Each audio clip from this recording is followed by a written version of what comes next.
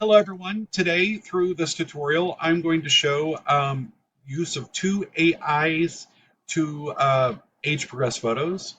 Actually one is just a face generator, the other one actually will age progress a photo. And the reason I think it's a game changer for that theatrical makeup is because instead of imagining what wrinkles or sagging skin might look like, especially on young students who may not have signs of natural aging, AI really allows us and gives us a clear visual target. Now, students can see exactly how features change with age, from fine lines to skin texture, really making their makeup more realistic and grounded. To me, this is going to be a very fast, accessible, and super helpful when designing character looks, especially for older roles.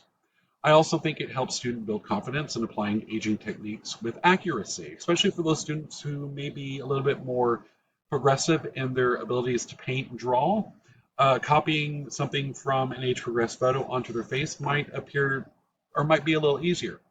But the first one I'm going to show isn't necessarily, it doesn't actually age progress photos, it's actually a generator. It's a face generator. And the reason I think this can be really helpful is that students can come on here. They can choose, actually, I'll start. It's called Face Studio app. You can Google Face Studio, and this comes up. There's a basic and advanced. Of course, the basic, you can do simple things. Advanced, of course, you can choose a lot more different things like skin tone, eyewear, hair length. But for the purpose of this tutorial, we're going to do the basic. On this, what you can do as many as you want is you can choose, let's say, for instance, a female. You can choose an age group, and since we're doing age progression, we're going to choose 60s. You can choose an ethnic phenotype. Today, let's just choose African, and you can generate an image. So what I think is really great about this is instead of getting on Google and just inputting, please show me pictures of people in their 70s or 80s, you can just generate photo after photo after photo. And actually, you can download these photos, and these are not real people. So you can utilize them, you can use them in teaching, you can do whatever you want with them because they are not real people. They're not licensed or anything like that. That's the first thing I want to show everyone. But the second thing I want to show is just simply Chat GPT. Now, Chat GPT is available for free. It's just came out in the last couple of years. I've been messing with it a little bit to help me in my designing some of my classes. But what's really great about Chat GPT, I didn't even realize I can do this. I tried this yesterday after beating myself up trying to find an actual theatrical makeup app, which I could not find. I actually was able to use ChatGPT, and I had the best results, and I'll show you why. First, just to show you what you can do, these are images I already did, and I'll explain why later, but just to show you, you can go to this page. This is just chatgpt.com. In the Ask Anything, you can actually take a photo that you have. You can actually drag and drop it. And what you can do is, this is a photo of myself. It's not let me do it right now, but I'll tell you, you drag and drop it. So it drags and drop this photo. I typed in age progress this photo to be in their 80s, and I hit enter.